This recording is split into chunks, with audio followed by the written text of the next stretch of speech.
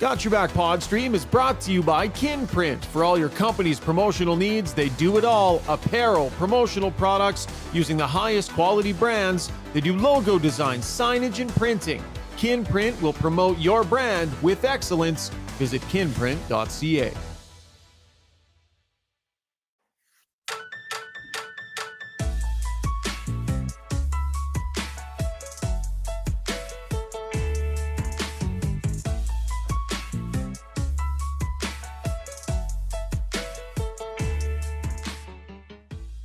What's going on, everybody? Welcome to Got Your Back, YEG.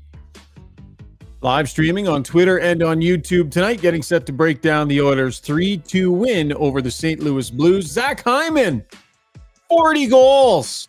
What? Remember when they were ready to sign him, when we were talking about how he, 30-goal guy? It's not even March yet. He's at 40. Unreal. Jason Strudwick is standing by, and Rob Brown will be joining us here shortly. As always, the podcast brought to you by Sherwood Buick GMC. They're the number one volume GMC dealership in all of Canada for 6 years running. That is consistency. Purchase a new or used vehicle and mention the guys that Got Your Back sent you. Not only will you receive specialized pricing as a bonus, you'll also get 3 free ultimate detail packages on a new or on a used vehicle. Go see Phil and the crew in Sherwood Park, just off Baseline Road. www.gmcpod.com is where you can see all that they have to offer. Hustled home after the game, back to our long shot studio here in Sherwood Park. Remember, it's amazing golf, a fantastic sports bar experience as well. So visit longshotswithaz.ca. That's longshotswithaz.ca. Hi, Struds. Greetings, salutations. How are we doing tonight, buddy? How's your day been? How you doing? How's your energy level tonight? How are we feeling? Yeah, good. No, I'm not gonna lie. After the first 5 minutes of that game, I was a little bit worried that this wouldn't be a very fun evening, and it stabilized pretty quick.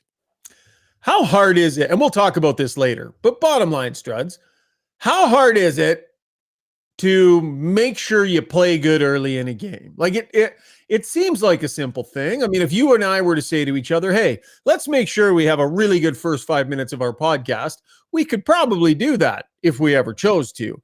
But there isn't another team working against us to try and make us have a shitty podcast. So that makes it a little bit harder. But how hard is it?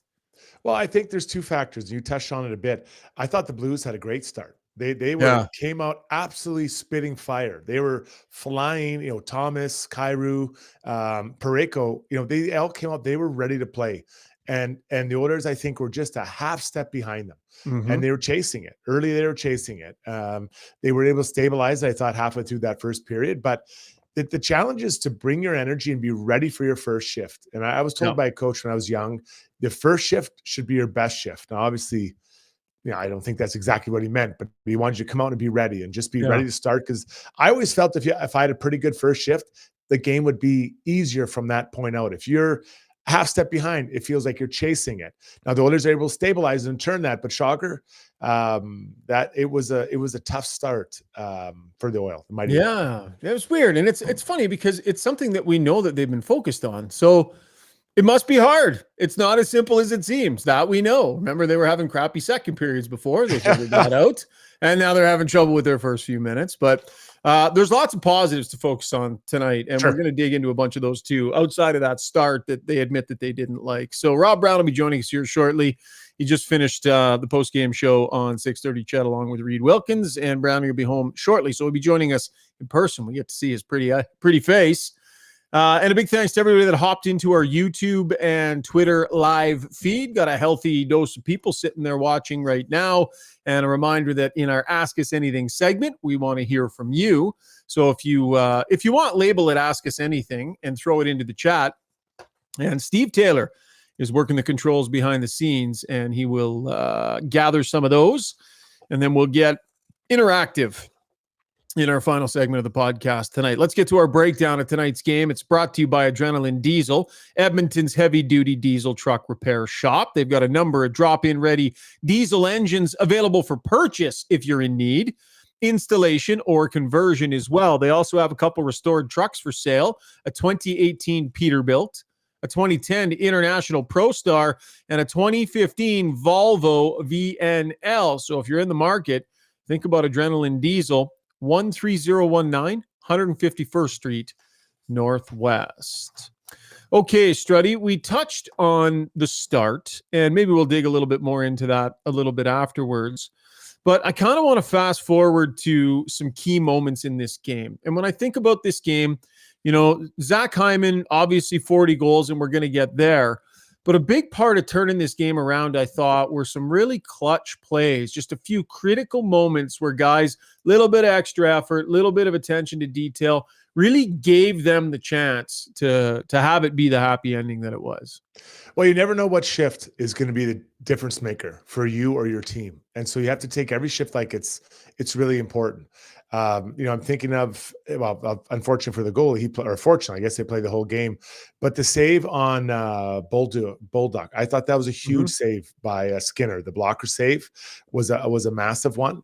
And then, quite honestly, I honestly think the play of the game, though, was the back check by Ryan Nugent-Hopkins. Yeah. If you go back and look at how the distance he traveled to catch Thomas, who is a pretty fast skater. He's a great player, by the way. God, I love watching that kid. I remember when they won the Stanley Cup. He was a huge part, but he was a part of that win. He wasn't just a bit part. But that was a huge moment to come back and to catch that. And the reaction you could tell from his goalies, like, thank you. And I didn't have to make a save there. So I honestly believe that was a turning point in the night. That includes the game-winning goal and the 2 by Hyman. And that's kind of why I wanted to start there, because the goals are obvious and the McDavid thing is obvious, and we're going to get there. But there's these tiny little moments in games. And they're usually the moments that in the movies they make speeches about, right? I think about Al Pacino talking about, every little inch and tiny little moments. And it feels like tonight the Oilers had a few of those that were real difference makers. Darnell Nurse even, I think, had a nice breakup. Did he slide on that? Was that a Struddy special? Did he break something up there? I you know what? It's ironic. He had a bit of a 2-on-1, and the D-men slid on him. Yeah, and you go. He had nothing he could do. So that was a really well-timed slide for sure. Yeah. Listen, I'm going to address this right now because I knew it was going to come up on the podcast. K-Moose82 says, is the rumors of locker room trouble between Kane and Dry have any truth, and could it derail a deep playoff run? Listen, sometimes what happens in our industry is we do a podcast. We talk about a topic. Rob Brown made a couple of points about Evander Kane not having great chemistry on ice with Leon Draisaitl, about he saw them have an animated discussion on the bench at one point, and about how Kane at times, through the words that he said and his body language, gives the indication he doesn't love, when his minutes get cut down. There was a site that decided to take that conversation, drum up a ridiculously, embarrassingly stupid headline, and it caught fire and spread all over Oiler Nation. What I would say to people is pay attention to what you're consuming and where it's coming from. There's a lot of absolute crap out there, and that was an unbelievable crap job of taking an intelligent conversation, I think, and turning it into something just completely ridiculous. So we're not going to spend a lot of time on that tonight. I knew it was going to come up. It was a garbage article, a garbage headline. It was a joke, not at all what we were saying on this podcast. And so we're going to move on from that. Brownie, you ready to go? He's not quite ready yet, Steve. Sorry, I can see him off air here, but he's scrambling to get his camera going. And can he turn his mic up a little louder? Brownie, you there? Steve, is he on air yet? He's there. I'll get his shot in. Yeah, can we hear him? Yeah, one sec. Just give me 30 seconds. Okay, sorry, I put you under the gun there, Steve. No, all good. Let's get to Zach Hyman here, Struds. Brownie will hop in just a second. 40 goals. It's not even March yet, and the guy's got 40 goals. It's insane. Under $6 million, the fact that he's producing at this level, it's the perfect complementary player that he's molded himself into for Connor McDavid. Chris Kunitz. That's who he reminds me of. I think when you look back on players that have, he's a really hard-working player. And Kunitz, when he joined Crosby, he hit numbers that he hadn't had before either, playing alongside Sid. So he's understanding how he has to play and how to support Connor. And, I thought his comments post-game were really interesting. He talked about it's not easy, but it's not hard either. It's not easy, but it is hard. Like at the same time, you're trying to find a way to support him, understand how he likes to play. But most importantly, what Connor McDavid said is that he likes to go to the net, and then Connor, I can fly around.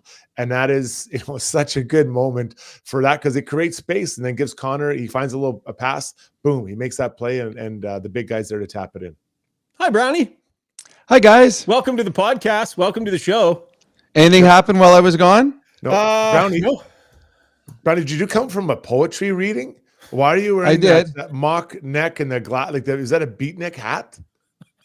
No, it's a ball cap. Okay, no, I thought maybe you'd gone to a poetry reading of. Well, we do. I don't know if you listen to our post game show. We do have an open mic poet thing. Like sometimes when there's nothing to talk about, Reed and I start reading poetry. Mm-hmm. Actually, tonight we were talking about bats. So I heard you goofballs. I'm driving home. You're talking about when a player scores 6 goals, they call it a bat trick and release bats out into the arena.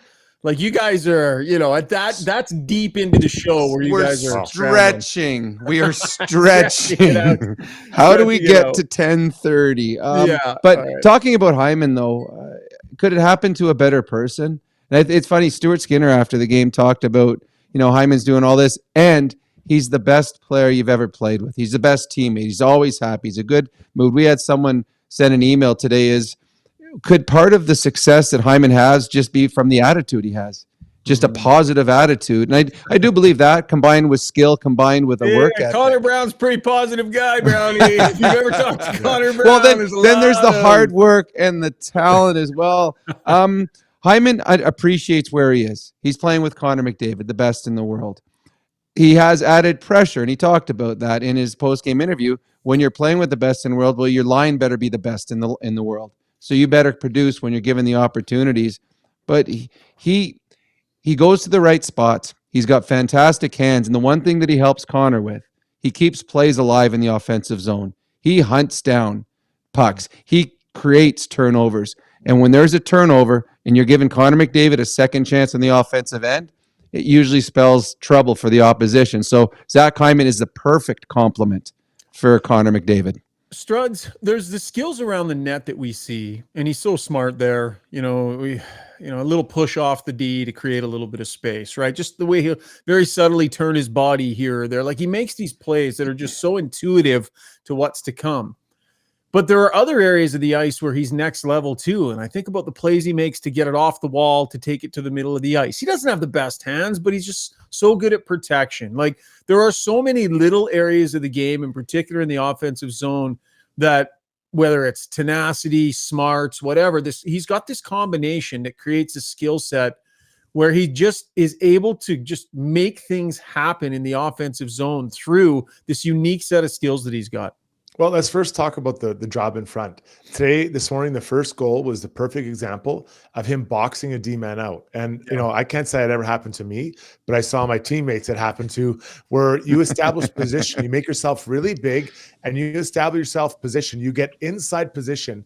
So you're now between your D-man and the goalie. And once you get that position, it's pretty, all you have to do is feed the puck to the guy and you're going to get a chance. The other guy, it's hard to get in that. You have to work hard to get there, but he gets there and he's always around the blue paint. So that's what makes him special. As far as on the wall, he keeps digging and he keeps plays alive. So, we've seen many times where, maybe just entering the blue line, he keeps fighting for a puck and he doesn't maybe lose the battle at that time, but he keeps the battle going alive long enough and keeps it alive long enough that he can now get the puck and then make a little play in the middle or feed Connor, who's timing as he comes through.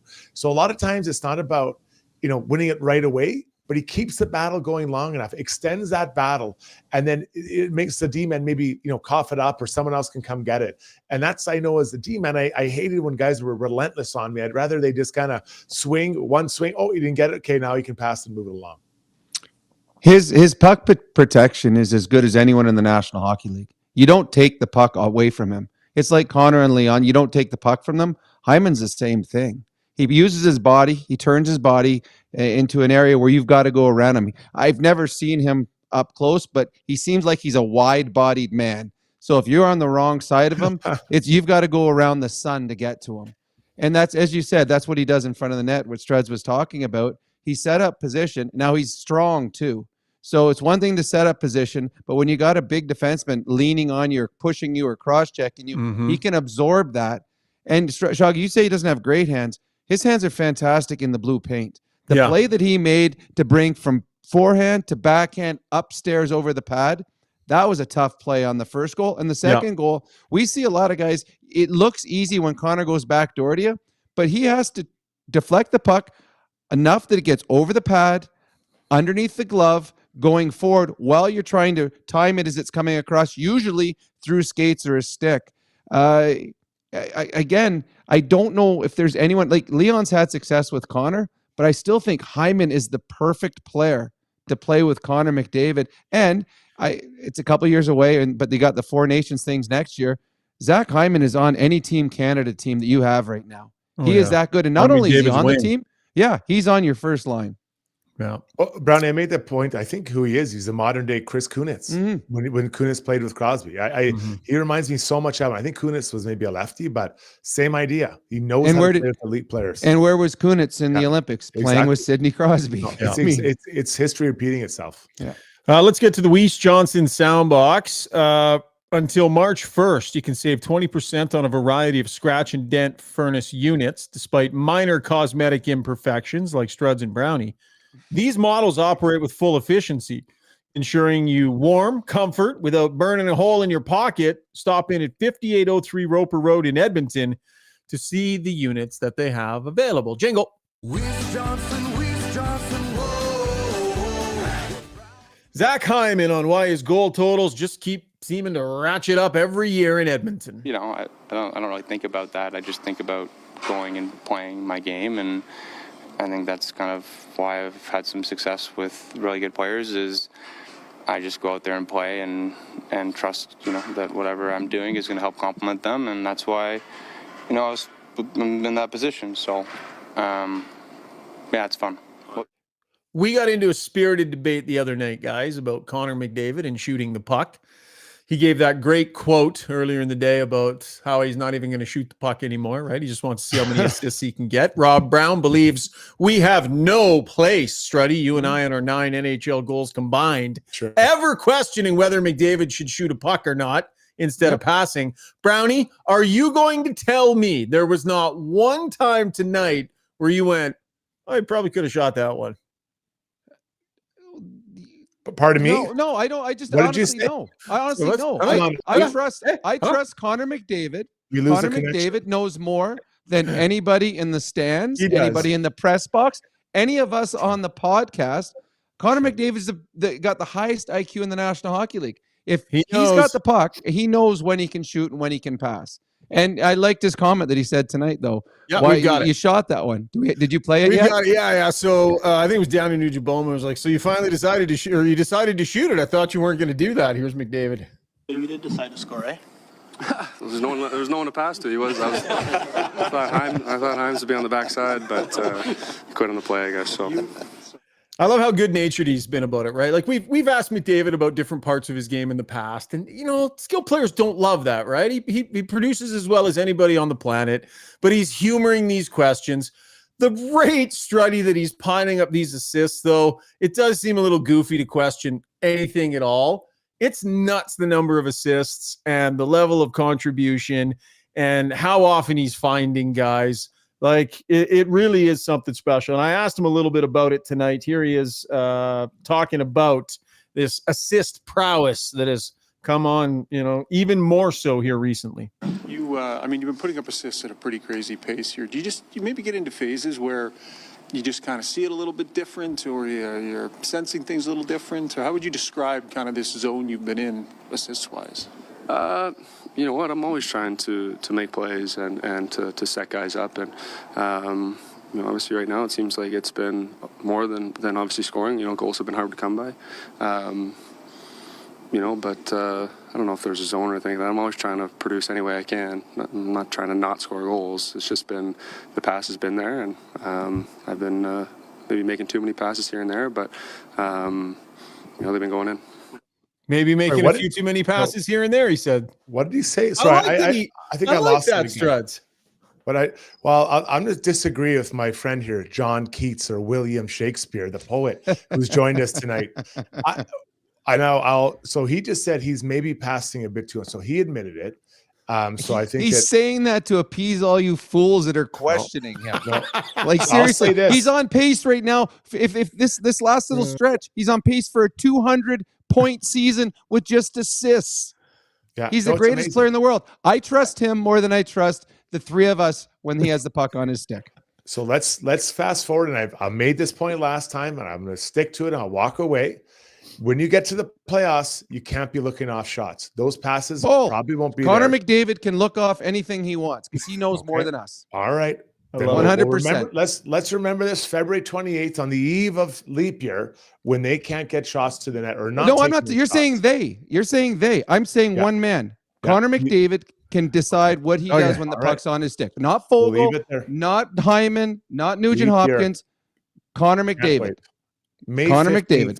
Visit this. I will say this right now that Connor McDavid has a little more offensive upside than Jason Strudwick, Ryan Rishaug, and Rob Brown. And if Connor McDavid sees in a slot, last game, you were complaining last game, he passed to Zach Hyman, who is the Oilers' leading goal scorer.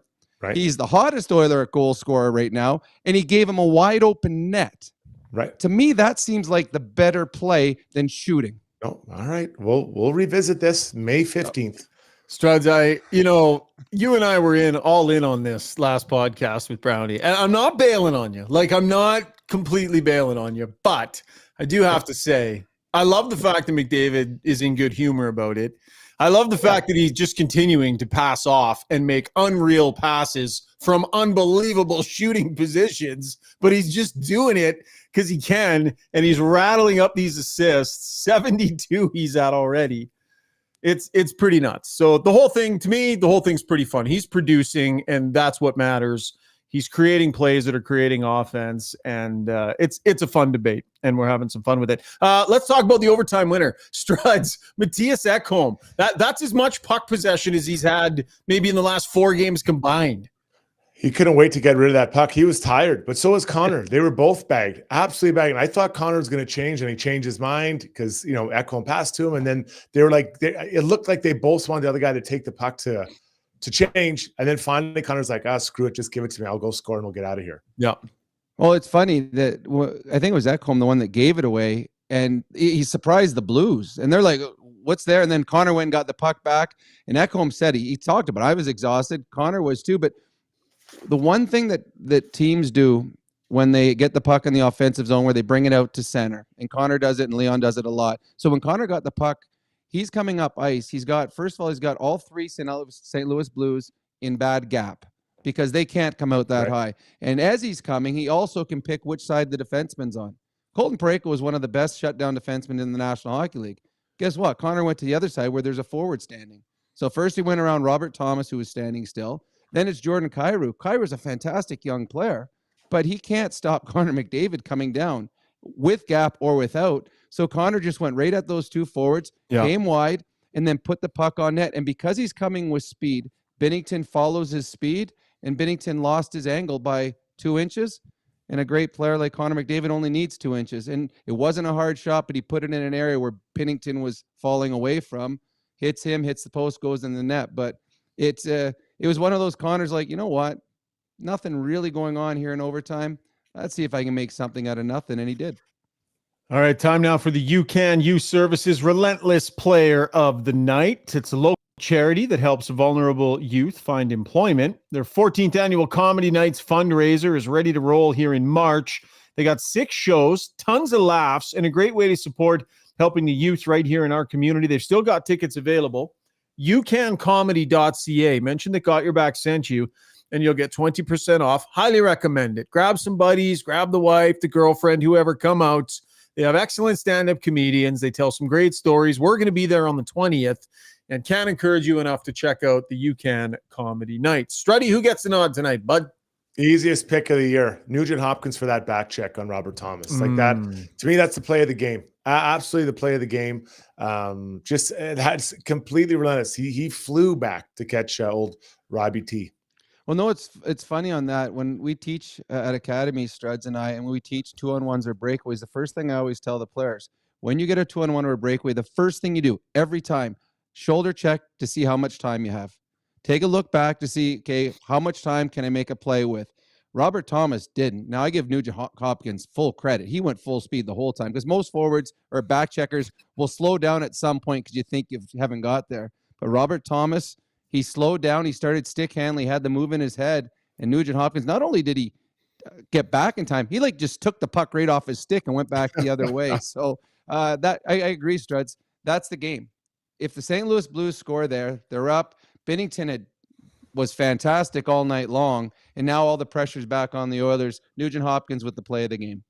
Was that after he got blown up on that hit there? He was mad after that. He took that big hit, guys. I was worried maybe something was up with the shoulder. I think it was right after by the that, penalty wasn't box. it? Yeah, right by the penalty box. Yeah, he got hit hard. Stayed down for a sec. Because that was actually it was after because that was on the power play because the high stick on Kane happened just before he got blown up. So they went on the power play after the hit. So yeah, it was after the hit that he did that. Yep. And the stream completely agrees, Struddy. Tons of love for your choice of Ryan Nugent Hopkins for the UCAN Youth Services Relentless Player of the Night. It wasn't all perfect tonight. In our takeaway segment, we'll pick apart another tough start. Some defensive lapses here and there. Maybe talk a little trade stuff as well. Tons more remaining on the show, so stick around. Quick break. Say goodbye to unruly hair and hello to a smooth and silky back in minutes with Backscape.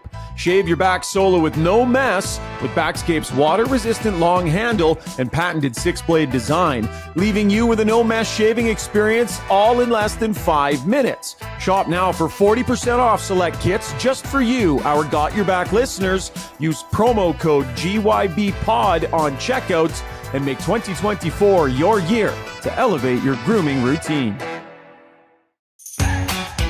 The Edmonton Sport and Social Club's spring season is set to go in May, and registration is just around the corner. Team up with your pals to play in slow pitch, beach volleyball, outdoor soccer, ultimate frisbee, and even cornhole leagues to keep the spring months full of excitement. Spring leagues begin in May. Registration opens on February 8th. Visit EdmontonSportsClub.com for more details. Time to talk about your mortgage? It doesn't have to be a daunting conversation. With over 16 years in the industry, Maria Gallus with Maximum Mortgages knows how to make it easy. With access to dozens of different lenders, let Maria customize the perfect solution for you. Whether you're purchasing, refinancing, or renewing, or a first-time buyer, Maria's simplistic approach and expert advice will have you feeling confident you're in great hands, making informed decisions. Take the stress out of your mortgage journey. Contact Maria Gallus at mortgagesbymaria.ca. That's mortgagesbymaria.ca.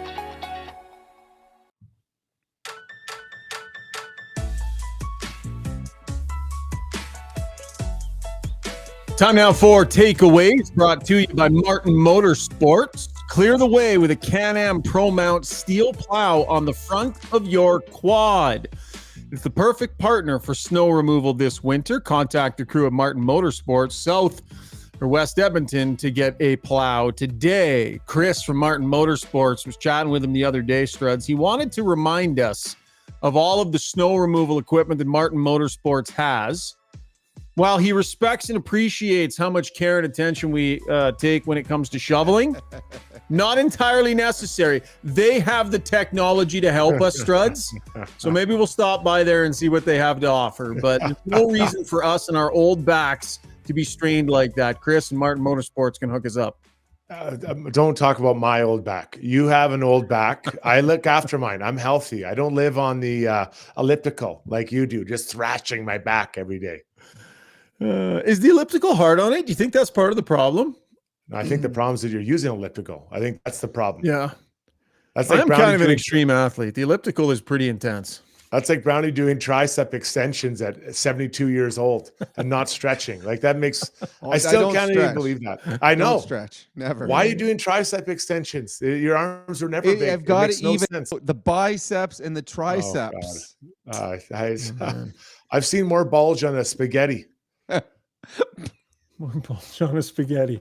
Okay, Struds, you wanted to talk about Dylan Holloway. You shot me a note. Interesting little stretch here for Holloway, right? And the way he's being deployed. Clearly a head coach that's wanting to get him involved, and he's showing little spurts in some spots here.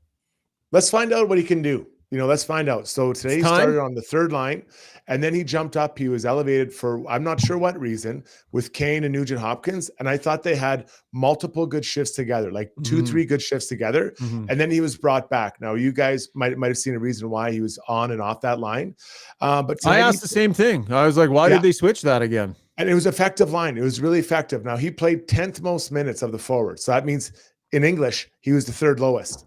So that is, it's not ideal that that's what he's doing. So I think he was at 10 minutes, 10:30 or something like that. So at least he's over that 10-minute mark. I believe I would put him right back there with Nuge and Kane.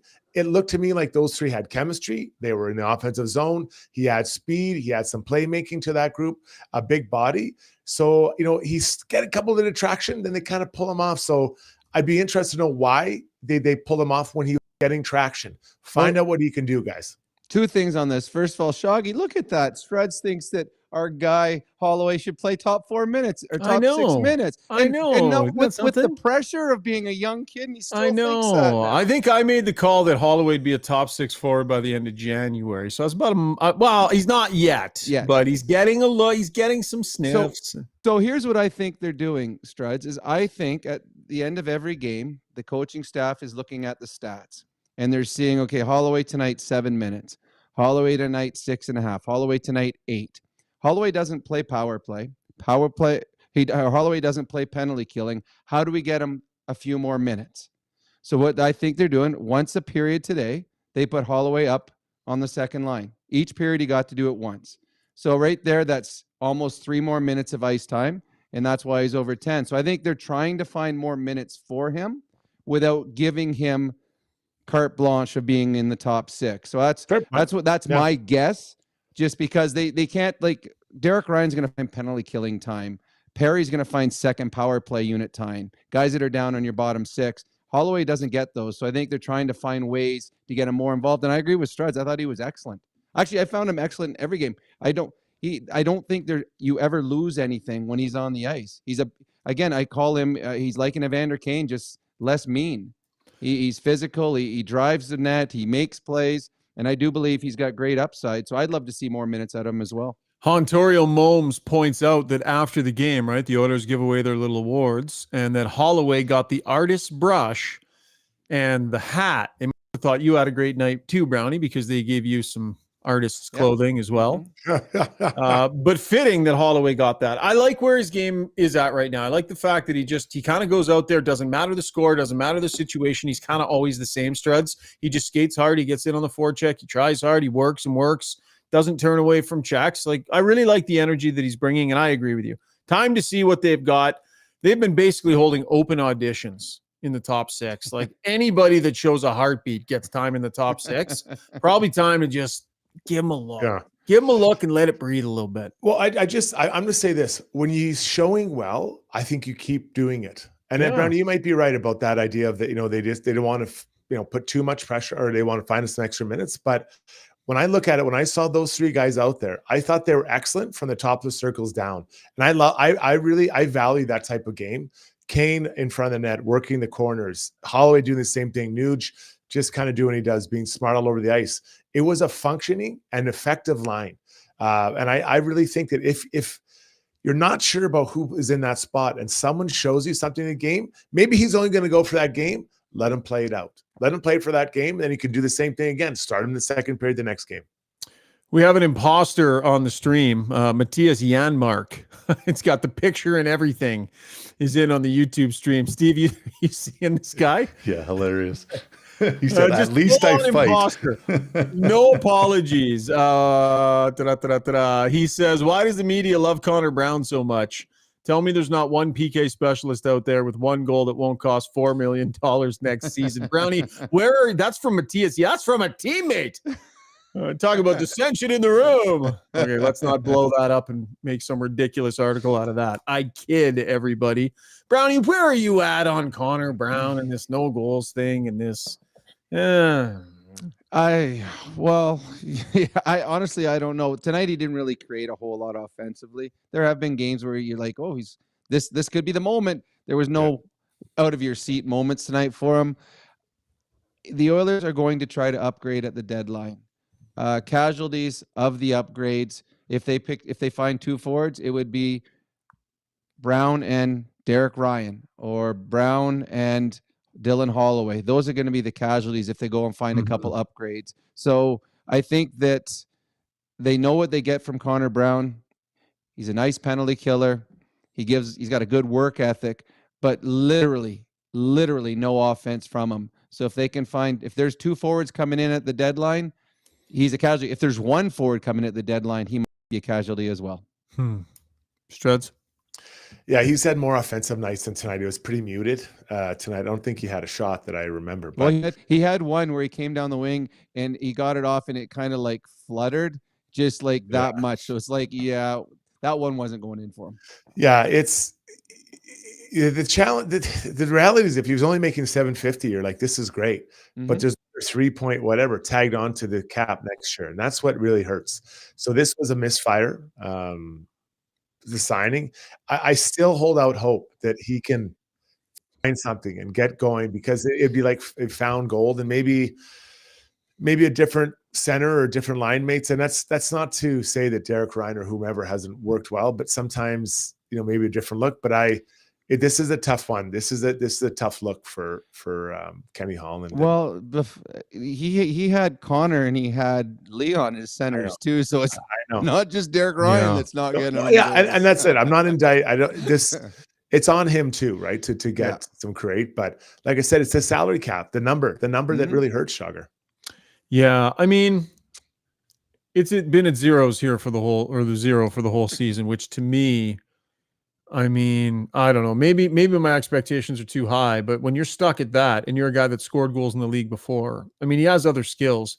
I don't see him killing himself constantly out there, reflective of the fact that he hasn't scored a goal yet. And it's just ridiculous that this player hasn't scored yet. He's been a good player in the league, but like, I don't know. It feels to me like it should be over the top constantly in an effort to get there. Crazy going to the net, crazy finishing checks, relentless energy. Like how he has not been given relentless player of the game yet for what appears to be him moving heaven and earth to make something happen. Is he just that limited now, Struds, that he can't? Or is he not really seeming to be doing it?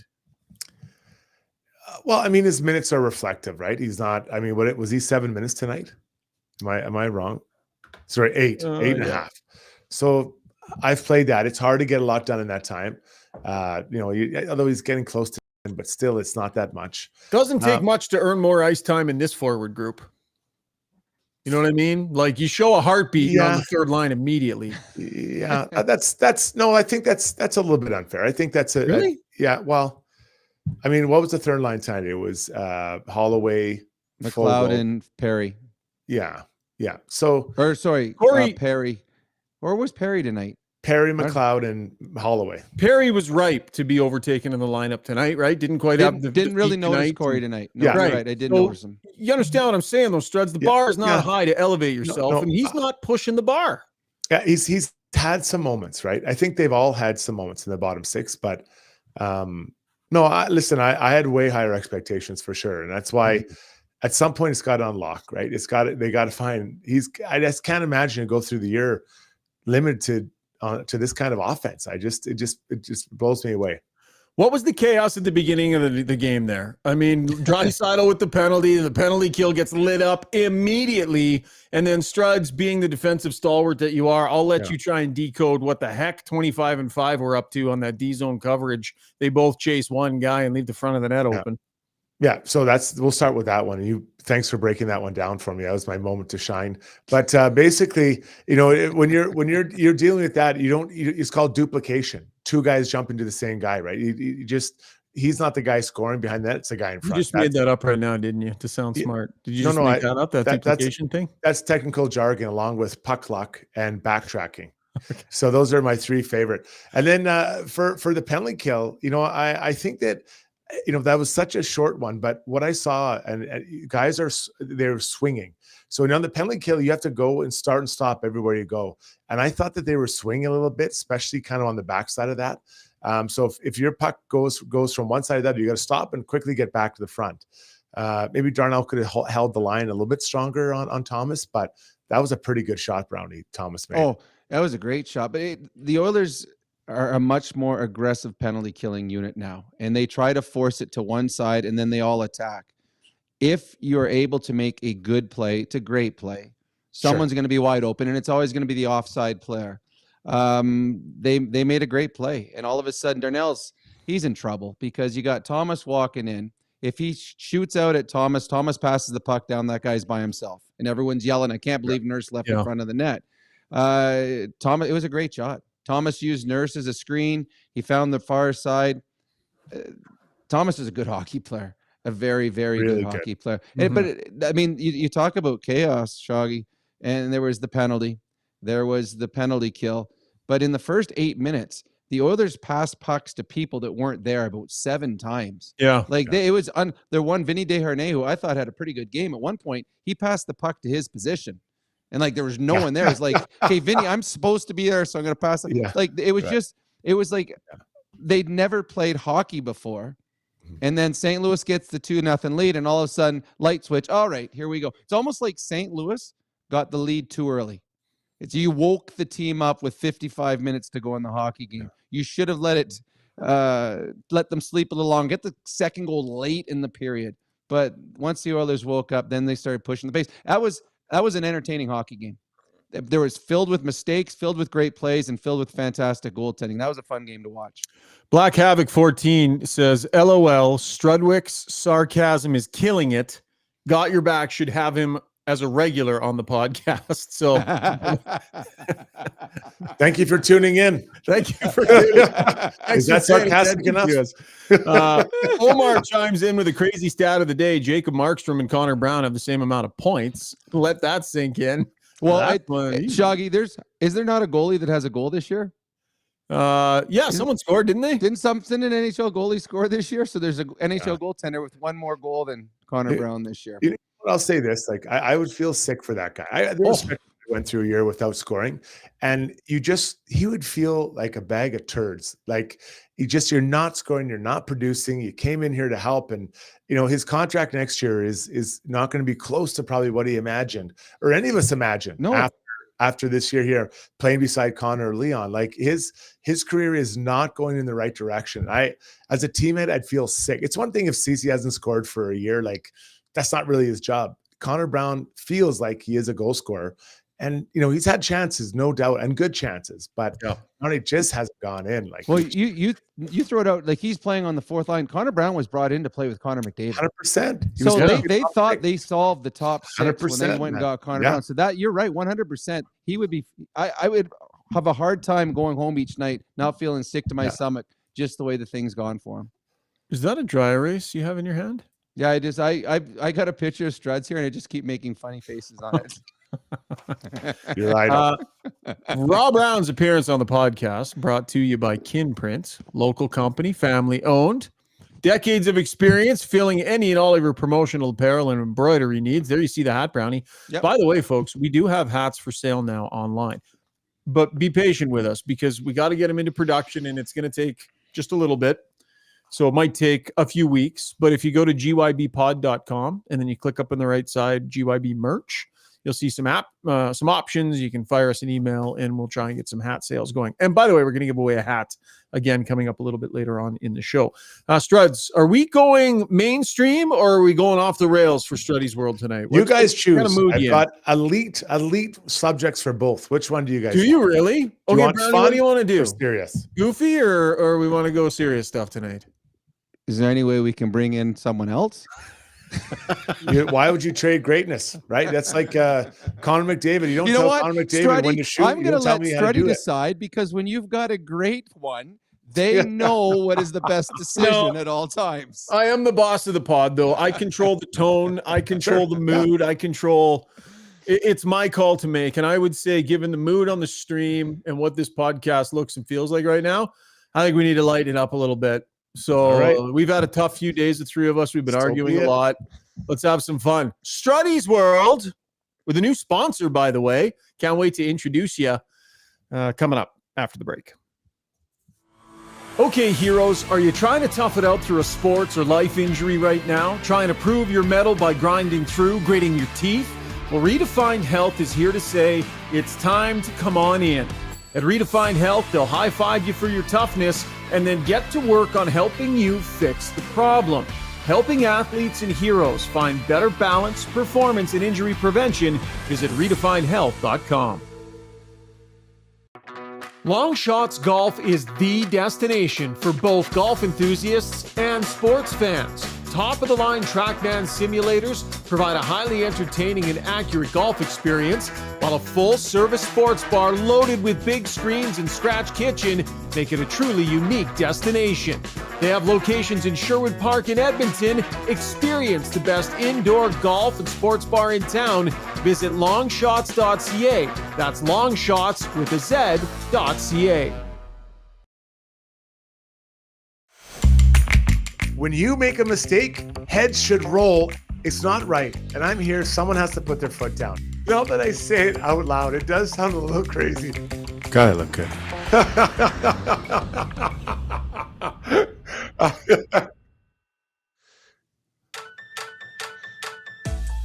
Good stuff coming in on the stream here. Double A goes, oh God, in anticipation of what we're about to see. 49 says, how cute. Shoggy thinks he's in control.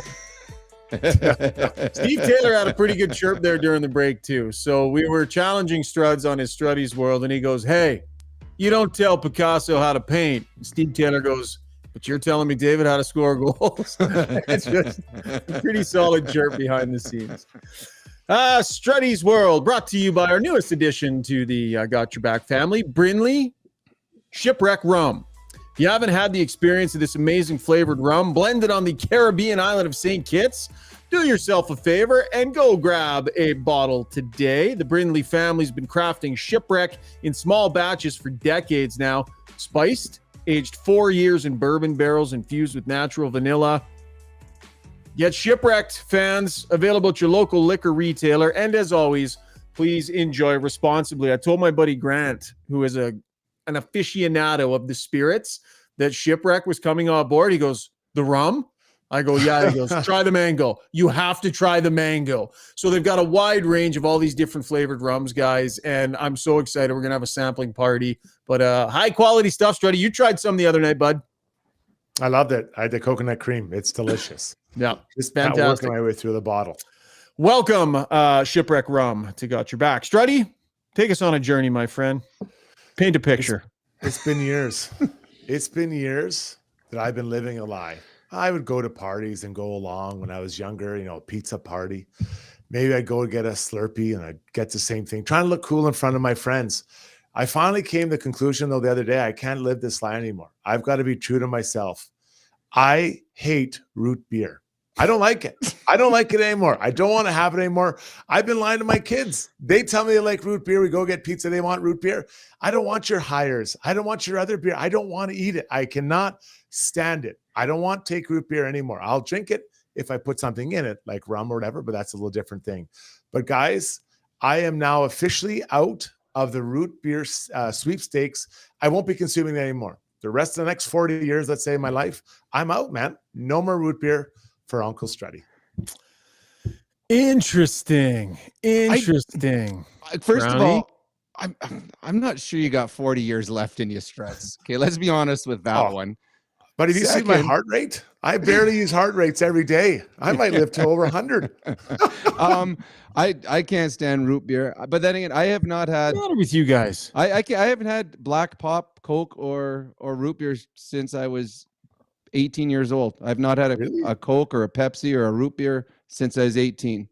So I don't like any of those dark pops. Yeah. What do you drink? You're probably a Fresca guy. Well, actually, I don't drink pop at all. But if I'm having a vodka, I will have my vodka with 7 Up. If I'm gonna have rum, I'm going to have that with something fruity because I like my fruity rum drinks. Oh, hey. So, but I don't drink pop. So yeah, but when I did drink root beer when I was 7, I was not a fan of root beer either. So, and I don't drink a ton of pop either, but I actually had root beer at dinner tonight. I had root beer tonight with the media meal at the rink because they've got the fountain pop, right? And I was like, oh, I just feeling like I need a little bit of sugar. So I had some for dinner tonight, Struds. It's so refreshing. It's so good. It's so different. I'm a huge fan. Best popsicle, one of the better pops, has to be ice cold. And you're getting crushed on the stream here. You are getting crushed. That's sacrilegious, says Black Havoc. Go to hell, Struds. Root beer is delicious. You got to straight up go to hell from Double A. Like straight up angry at you.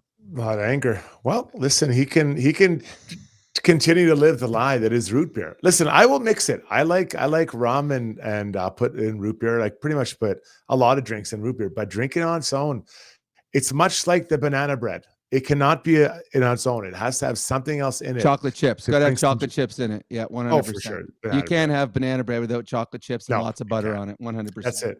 On its own. Root beer floats are amazing, says Chris R. So he disagrees with you as well. No, so hold on. So root beer floats has something else in it. So we're not talking about floats. I'm talking about a naked glass of root beer. That's it. Can't do it. So people got to be careful. Got to qualify your answers. I wonder if there's probably something you can do with a shipwreck rum and some root beer. So we'll have to if you go to their website, they've got some pretty good recipes on there. We'll find something for you, Struddy. Sure. Yeah. Yeah. So the folks at Brindley's who are going to tune in to see this and be like, oh, what's this? Apparently there's this amazing analyst who we've sponsored who gives great analysis. And yeah, you're welcome. Yeah. I love their rum too. I had a look before the show. Try the mango and enjoy responsibly as always. Brownie, time for us to let you go, bud. I know you got to put the finishing touches on. I'm writing that play tonight. Yeah, I'm writing the play right now. It's going to be good. Strud's got a starring role in it. I love the mock. It looks good. I'm going to go right now and think of. Well, Struds, actually, you tell me what I should do. Just like you tell Connor McDavid, what should I do right now? Should I go watch the rest TV? of Brownie's night look like? Should I go write a poem? I know exactly what you need to do. Go online and find a different shirt to wear. Thanks, Brownie. We'll chat again real soon, pal. All right. The great Rob Brown. When we come back, Struds and I are going to take a lap, and then we have our Ask Us Anything segment as well. Lots of show here left on Got Your Back, presented by Sherwood Buick GMC. If you own or operate a business, you know the value of a great employee. Just ask Schauger. Pathfind is here to help you find your next star player to help take your business to the next level. Pathfind can help with recruitment, career transition, leadership coaching. They truly have your whole team covered. Building you a championship caliber roster. Find your team's path forward at pathfind.ca.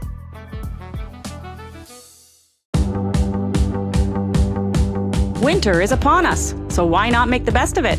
Marmot Basin Ski Resort is where it's at. Ski half price every day, no blackout periods. Pick up your escape card for $99 and make winter fun more affordable. Half the price, all the powder. Get yours at www.skimarmot.com.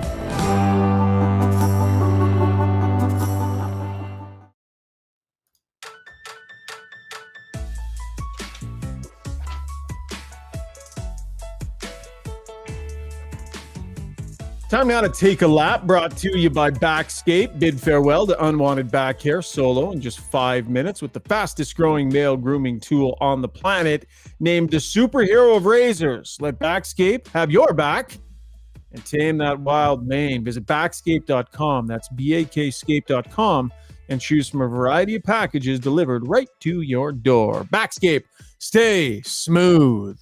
Gentlemen, Struddy, we need to talk about this trade that finally happened in the National Hockey League tonight. Well, Craig Conroy, his team's getting closer to a playoff spot, but he's got a vision, a plan, and that includes restocking, retooling, whatever you want to call it, his team. So Chris Tanev, right shot defenseman, coveted by many teams, moves over to the Dallas Stars for a second-round pick, a conditional pick if the Stars make it to the Stanley Cup final, and then a young defenseman. Artem Grushnikov was a second-round pick in 2021.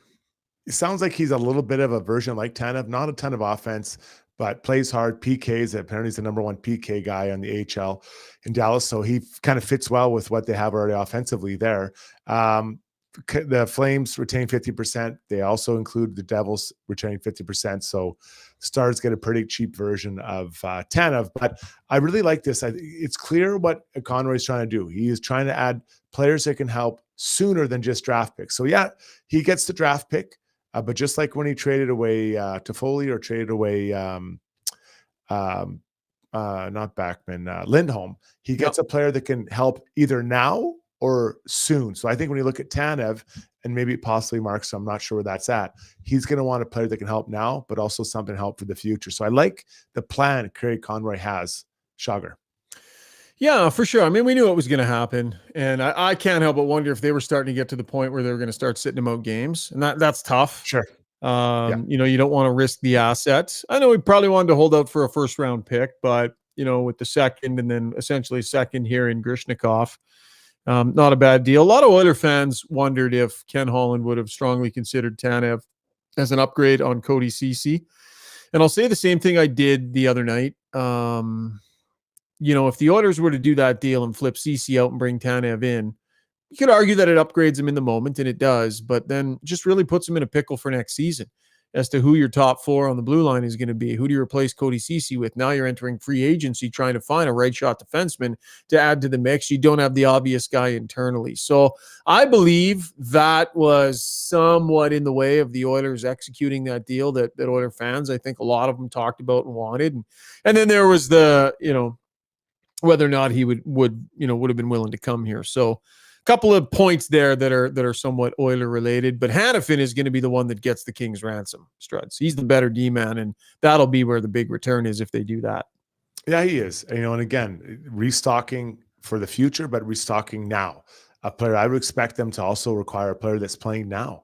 Hanifin's having a great season. He'll be a great addition to any team. So Craig Conroy has a vision, and so far I feel like he's hit with the trades he's made. Some tough trades, but he's made the right place. Let's move on to the new league, the PWHL. They're not afraid to innovate, to change things up, and they release their playoff future, what they're going to do for the playoffs. So the top four teams make it. The top team gets to pick who they want to play. I love that. I think it's going to create some animosity, because I know that if I was getting picked, that means that, you know, you're kind of pissed off. Now, there could be some injuries in there. Maybe the second place team lose their best player and you maybe change your idea, but still, I think creates that animosity. I think it's great. It's good. And then the thing I love the most, though, is their draft picks. So as soon as a team's eliminated from the draft pick, the person they'll get the first pick is the team that accumulates the most points after they're eliminated from the playoffs. I've brought this up many times, and it's a system that you see in Europe, where, you know, you're fighting for the top of the league, but then the bottom teams are fighting to not be relegated. And I suggest in the NHL that you create some kind of formula that once X number of teams are out, the teams that are out of the playoffs now battle to win the first overall pick. It would do two things. One, it would keep more eyes on those bottom teams. And two, teams would not be selling assets to top teams. If they were, it'd be much more expensive than maybe what the prices we've seen, because they're trying to get the first overall pick if they're at that bottom. So I think that tanking would be out. It'd bring even more parity to the league. And Schauger, I've been advocating this for a long time. So love the PWHL. That's interesting. So once you're eliminated mathematically from postseason contention, the calculator starts on the number of points you get from there to the end of the season, and the team that gets the most, is it just points, league points, like just straight up, you know, how many points they get in the standings between when they're eliminated and when it ends? In my version, in my version of that, you'd have to figure it out, because, you know, if one team is eliminated, let's say let's just use January 15th. I know that's early. They'd be accumulating more. So I think you'd have to find a way that maybe it's points per game or, you know, something like that. But you wouldn't have teams see the bottom drop out as much. It would force teams to continue to try to, compete and not just completely sell the farm, because there's no guarantee you're getting that first overall pick. The Neon Rider says, I like it for the PWHL. There's 6 teams, and they need to try some different stuff like that. I agree. Chaos Never Died said 2 gimmicky and stronger weak teams would dominate huge assets. Let's let it play out. I kind of like it. I really do like the idea of picking your opponent. And that is so not traditional, and but just imagine the drama that day when those picks are made. So the regular season ends, and then it would be some sort of an event. It would be something where teams, it would be televised. You pick, right? There'd be drama, and can you believe it? And I think a lot of them would be obvious, but I think a lot of it, Struddy, I think it would be amazing drama. I would love to see them try it at least. Yeah, animosity. The NHL will never do it. Never do it. But I love the idea that just you get to pick your poison, and then that team would be so pissed off. No one wants to be picked by the best team, especially when you're not the bottom team. So I think it'd be neat to see it in this league. I just can't see the NHL ever doing it. All right, that was Taking a Lap, brought to you by our good friends over at Backscape. When we come back, going to give away a hat and then our Ask Us Anything segment. So real quick message here from Belvedere Golf and Country Club, and then lots more ahead. For over 60 years, Belvedere Golf and Country Club has been delivering a high-quality golf experience to Edmonton and area. This beautiful private club, located on Highway 21 just south of Sherwood Park, occupies 160 acres and presents a challenging yet adventurous 18-hole design. A beautiful clubhouse, fully stocked pro shop, and warm, friendly staff truly make it feel like you belong to something unique and special. Visit www.belvederegcc.com. Oh, yeah, baby. The Got Your Back swag is in the building. Full disclosure, a couple of my buddies, but still. Looks good with the Oilers silks, I would say. Kind of matches. Thanks to Keith and Grant for sending that along. Time to give away a hat, courtesy our friends at Kinprint, and of course, De Boers Golf Shop and Fitting Center. Awesome spot to go. You want to improve your game, they can help you with that. You want to pick up some sharp hats, they can help you with that. And of course, the winner of our hat giveaway, head over to De Boers.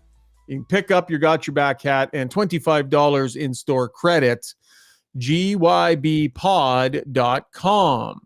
Going to make this an easy one for you. A lot of talk about Zach Hyman tonight reaching the 40-goal plateau. So what was the highest number of goals that Zach Hyman had before he was a member of the Edmonton Oilers? So before Hyman played for the Oilers, what was his best goal-scoring year? How many for that Leafs team that decided they didn't need him anymore? Holy smokes. How are they feeling about that, Struds? That's a really hard sell, especially you gonna be on overdrive tomorrow. No, they'll never. They only have me on when they're losing. When the Oilers are losing, they never have me on. And when they're winning, they have me on. They're not very excited. But Zach Hyman, to let a player like that go. Let's just say it would have been $6 million a year to keep him. I mean, that's still a deal. It's such a deal. You look at Bertuzzi, what they gave him, or some of the other players they've recycled through there. My God. What makes it worse is that he's exactly what they need right now. Oh, same with Awesome Kadri. Yeah. Highest number of goals that Zach Hyman scored before being a member of the Edmonton Oilers. Go to gybpod.com. That is our website. And up in the top right, you can go to GYB merch and you can enter. And if you don't win, you'll see on that same page, you can pick a hat and buy one. And we'll try and get it to you here in the next few weeks. Okay, time for Ask Us Anything, brought to you by the Shark of the Park. Renee Buclan of Maxwell Devonshire Realty, aiming to help. Renee is all about amazing service for her client. Buying a house is a big deal. You need someone that you can trust, who is working 24/7 to either sell your home or help you find a new one. Call Renee at 780-994-0280. Steve, we had lots of great action on the YouTube stream tonight. Why don't you hop in here, buddy, and take us through some of the best of it? Just rock and roll, blast away, and rapid fire them at Struds. I'll do my best. Yeah, still a lot of people going on about root beer. It's the best. It's the worst. It's the best. It's the worst. People are upset. They say, what do you get when you go to A&W? They say that's a no-brainer at A&W. But the big cold mug, Struddy, the big cold mug, and it's so refreshing and just Yeah. If you want my honest truth, I think if you have to have that cold a mug, that just helps it go down easier. I don't think that's kind of on its own. So listen, I stand by my comments about root beer. All right. Well, fair enough. Trevor Kennedy says, this is the best Oilers chat. I'm listening, and I'm gonna butcher this. I apologize. Listening from Surabaya, Indonesia. So all the way from Indonesia, listener on the stream. We always love the international people. There was another one somewhere on the stream tonight, Steve, too. I was going to mention it and I missed it. I'll take a quick look for it because we want to give them a shout out. But yeah, man, it's amazing. We have got your back listeners all over the planet. We're worldwide. All right. Kgill97 says, Jeff Merrick said to keep an eye on Edmonton and Nashville. Do you guys have any insight on what players he might be talking about? Yeah, I mean, the Oiler fans will get excited about the idea that it's the goalie. It's not going to be. Highly doubt that. Carrier, the defenseman, I think would be the one that, there's been lots of chatter about him. $2.5 million. He's a right shot. I'm not entirely convinced that that's the right way to go, those Struds. I can't see Ken Holland being okay with his blue line getting smaller for the playoffs, and he's not a bigger player. Yeah, and again, I would love to see a little bit more puck movement on that Nurse CC line. I just because I compare it to Vegas, right? You're always kind of comparing what you saw. CC's a very good NHL defenseman. So what's the cost to bring in a Carrier, and what does that cost, and how much do you get a bump in that moment? I think that's where I always look at it. Okay, well, how much is that bump for the cost and acquisition cost? So I don't know. I think it's possible, but I again, I don't think that's where they're heading. Yeah. We'll see. They got together on one of the biggest deals at the deadline last year, but those are the names that we have heard. I mean, they surprise you, and like Nashville has some other useful pieces, but for sure. Big body, physical, like that. Yeah. That'd be kind of maybe the guy, if a smaller type, no disrespect to Trenton, but a smaller type deal. Yeah. Tommy Novak's in the mix too, in the middle of the ice, but I'm not sure that that's the perfect fit either. Steve? Okay, Paulie says, we touched on this a little bit earlier, but he said Brown with 8.5 minutes, Ryan only 7 minutes, 41 seconds time on ice. Put that in perspective.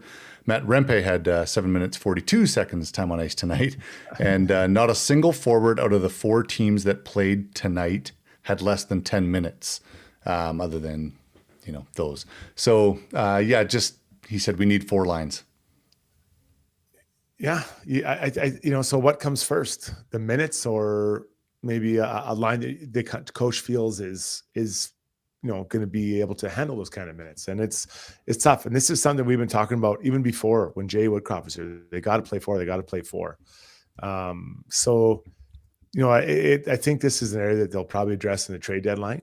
But those players I do believe that Derek Ryan, Connor Brown, and those guys on that 4th line are going to impact the playoffs, because they have. Well, not so much Connor Brown. He hasn't been. You think Ryan will be in the lineup at playoff time?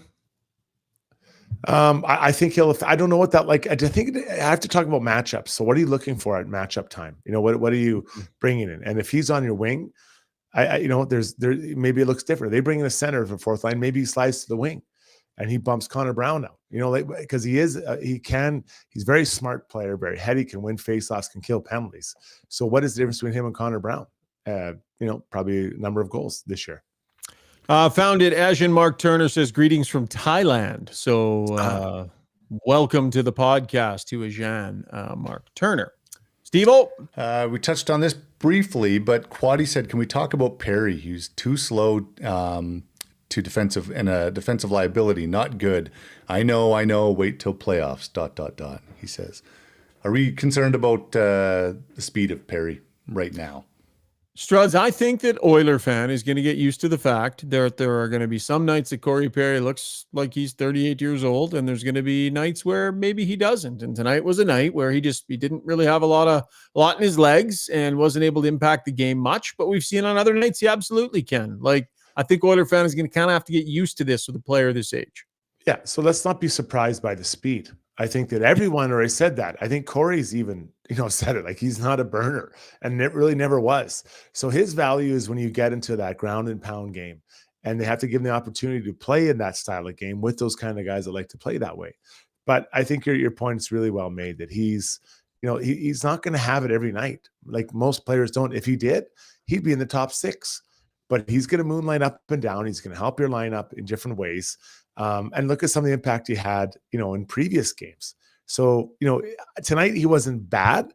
I just don't think he had a big influence. But there are nights where not everyone has a big influence every night in this lineup. Quickly, Riley, sorry, can't pronounce the last name, Witu, says Carrier has awesome results against elite competition. So going back to some of the fancy stats in that conversation about Nashville and a potential defenseman. So thanks for pointing that out for us. Okay, this one's a personal one. It comes from my own Oilers chat with some buddies. We were talking at the end of the game, and here we go. Someone disregarding all these people on the stream with us tonight. No, this is, and my friend said, "Hey, can you ask the guys about this tonight?" Okay. So we were just talking about in the final minutes of the game, and we sort of said, why can't both teams just agree just to go to overtime and get a point? And my one buddy said they kind of do. There was a study years ago, and he sent a link about how the scoring just absolutely plummets in the last 5 minutes of a game. But Struddy, I was just wondering your take, like if you're close to overtime and you need a point, and the other team needs a point, have you ever been in a situation where you sort of take the foot off the gas a little bit and play nice with each other? First off, please keep your personal life out of this podcast. Yeah. That's something we do not do. Sounds like podcast. A super neat chat. Yeah. Sharing studies and statistics. Wow. Yeah. Let's get your group out for a golf trip. Yeah. You probably have some cribbage talk on there as well, board game talk, along with Schauger's buddies. No, but in all honesty, I think I wouldn't say you knowingly or say, hey guys, let's stop trying to score. What happens is you reduce the risk in your game. So you're always below or above the puck, or you take the puck and you put it deep, or you maybe dump it in when there isn't maybe a chance. It's a 50-50 chance. Instead, you dump it in. So I think you lower the risk in your game. When you lower the risk, there's less chances against. And if both teams do that, you kind of cruise through that last little while. So I wouldn't say that study is earth shattering. It's not like they solved the secrets of the universe there. That's just kind of what happens, right? Everyone, you get close to the end, you're like, okay, I'm reducing the risk. I don't want to be the guy that makes a mistake here, that contributes to a goal against, and we lose that single point. Makes sense. I got to chime in here quick on David Sapina. He says, Rishaug, I want to know when you're getting back to me on my term paper on board games. Fun fact, I finished my top 150 board games for an application to the new board game restaurant. So, guys, the night we started talking about Catan and Struddy, you were ripping on me and the Dungeons and Dragons folks. So this is the email that I got from him. So this is his commitment level to the board game world. Okay, here we go. Here we go, boys. Look at the email that I got from David on board games. You're not supposed to be able to read it, but look at this. It just keeps going and keeps going. Right. And keeps going. Look at this. Oh my goodness. On board games, we have some passionate.